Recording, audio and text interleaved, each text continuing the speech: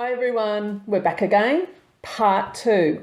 And Cheryl is going to talk about the reasons why we're back here. Hello everyone. So we're back here to do the water temperature experiment. Just to quickly recap what we're doing.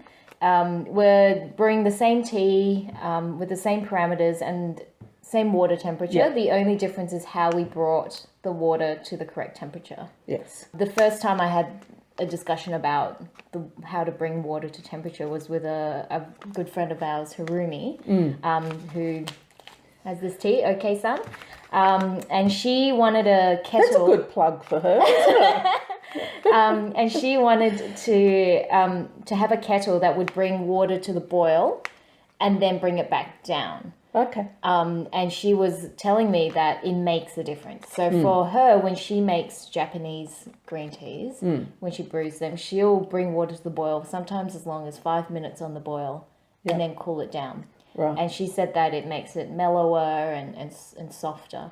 Whereas when you look at the Chinese way of boiling water, historically, it's always being brought up to temperature. Exactly. You know, if you read the old texts before they had, thermometers and all that, Yes. they would actually put the water on the fire and watch the bubbles form. Yep. And then when it reached the correct size of bubbles, Yes. they would take the water off and then brew the tea.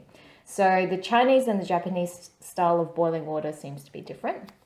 So we decided that we would use this Japanese green tea. So we're using a kabuso cha, which is a shaded sencha. Yes. And the other tea that we're using, the Chinese style, Chinese tea, I actually got this 2 weeks ago I was in China 2 weeks ago. Yep. And so this is a pre-Qingming harvest. So we're hoping to see...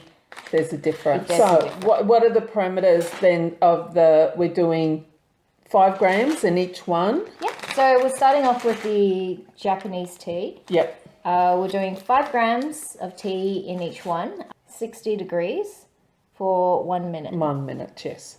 Exactly. According to the directions on the back. According to the directions by Harumi. But thank you, Harumi, for directing us.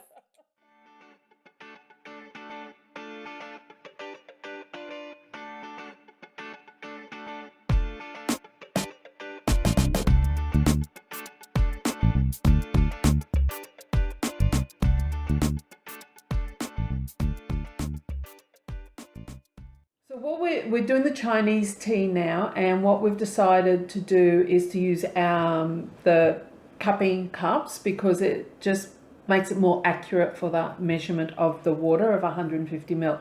So Cheryl's going to take us through. Yep, so we did the same thing with the water. So we've got on here boiling and cooling. This one is adding cold water to boiled water. Yes. And this one is just bringing up to temperature. So for this experiment, we're doing Chinese green tea. Yes. It's a spring harvest. Yes. And it is 150 mils, 3 grams, and we're going to brew that for 3 minutes at 80 degrees. Yes.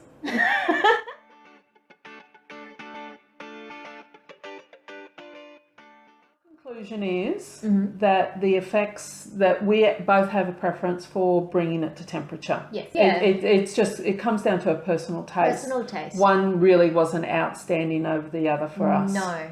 I think if I wasn't drinking it side by side, in parallel, back and forward, I wouldn't have come to this conclusion. No.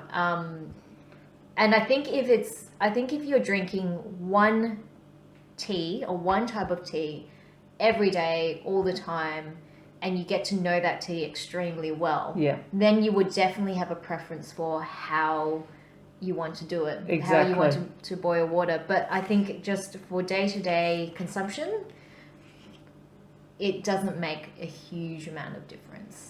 No, I think there's going to be more experiments now on water.